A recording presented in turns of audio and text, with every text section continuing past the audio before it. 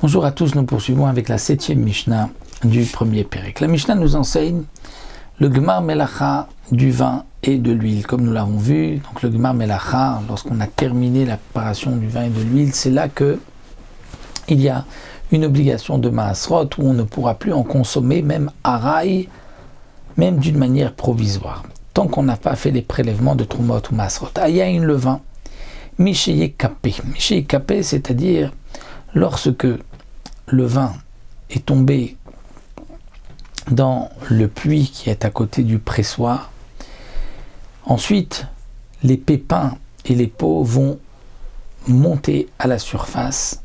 Lorsqu'on enlève toutes ces peaux, tous ces pépins du vin qui est tombé, donc du vin qui est tombé dans le puits, à partir de ce moment-là, c'est là que commence l'obligation de Gemar Melacha du vin, l'obligation de prélever Trumot ou Maasrot. Afalpi chez Kippa, bien que on a déjà donc enlevé les pépins, les écorces, Kolet Minagat Ailiona Minatsinor, on peut encore prendre du vin du pressoir d'en haut. C'est-à-dire en haut, il y avait un endroit où on pressait le vin, on l'écrasait avec les pieds, et le vin coulait ensuite dans un puits, dans un trou qui était le bord en bas, ou Minatsinor, ou bien de ce tuyau, donc là où le vin coulait. Si on prend de là-bas, véchoté, on peut encore boire d'une manière provisoire sans avoir prélevé le Trumot ou Maasrot, puisque tant que le vin n'est pas descendu, lui n'a pas encore de Gemar Melacha. Donc le vin qui était descendu, on a enlevé les pépins de ce vin et les peaux, là il y a un Gemar Melacha, mais pour ce qui est encore en haut et qui descend,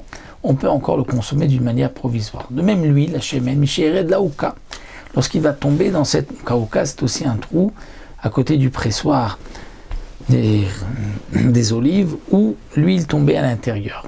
Lorsque il tombe à l'intérieur, là c'est le Gemar Melacha. Afalpi shiarad, bien que l'huile est tombée, notemina ekel, on pourra quand même prendre de l'huile d'en haut sans faire de prélèvement, le consommer d'une manière provisoire. De quoi on pourra prendre? Du ekel. Ekel, c'était une sorte de keli qui était fait de cordes, et on mettait à l'intérieur les olives, et lorsque ensuite on mettait une grosse poutre dessus sur les olives pour les écraser, donc les olives étaient écrasées dans ce ekel. Donc le ekel, on peut prendre de là-bas. Ou bien, au miben à memel. Memel, c'est la pierre du haut qui écrase les olives.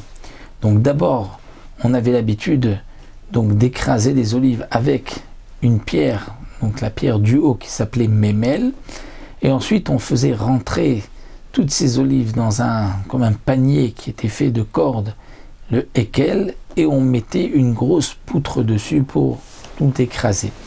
Et entre la poutre et les olives, il y avait des planches qui sont appelées ici les patsim, ou ben un patsim, d'entre les patsim, donc l'huile qui coule entre ces planches, on peut aussi le consommer. Venoten la chamita ve la tamrouille, donc puisque cette huile qu'on a récupérée de là-bas, il n'y a pas encore eu de Gemar Melacha, donc il n'y a pas une obligation de faire ces prélèvements, on peut mettre cette huile, la chamita. Chamita, c'était dans un petit gâteau qu'on avait l'habitude de lisser le dessus avec de l'huile. Donc lorsque ce gâteau sortait directement du four, eh bien ce n'est pas considéré comme une cuisson, parce que, comme nous allons voir par la suite, lorsque on met l'huile dans la cuisson, là il y a une interdiction, parce que c'est aussi, ça devient comme le Gemar, ça fixe le Maaser, bien que il n'y a pas eu donc ce Gemar Melacha, lorsqu'on le met dans une cuisson, c'est fixé au Maaser au même titre que lorsqu'il y a eu le Gemar Melacha qu'on a fait rentrer dans la maison. Donc bien qu'on peut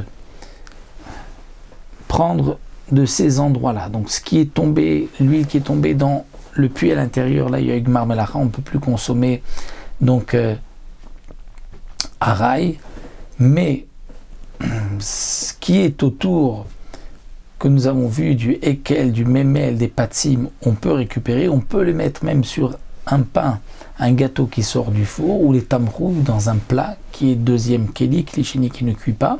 Avalo iten la kederam, on peut être dans une marmite, Vela l'efface dans une poêle, kshen rotrim lorsqu'ils sont encore brûlants, même s'ils ne sont pas sur le feu, parce que là il y a une cuisson et la cuisson fixe pour le maaser.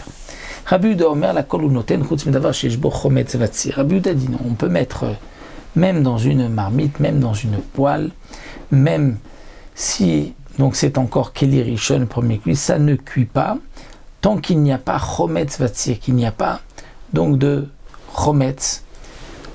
Il faut qu'il y ait du vinaigre ou tsir, c'est-à-dire du jus de poisson, de la semoule poisson, parce que lorsqu'il y a donc du chometz, du vinaigre ou du tsir, du jus de poisson, c'est là que le bichoul, c'est-à-dire là ça aide à la cuisson, et là ce bichoul va fixer le maaser de cette huile, et là on ne pourra pas la consommer tant qu'on n'a pas prélevé trumot ou maasrot. Donc voici pour cette 7e Mishnah où nous avons vu le din du Gmar Melacha pour l'huile et pour le vin aussi en début de Mishnah.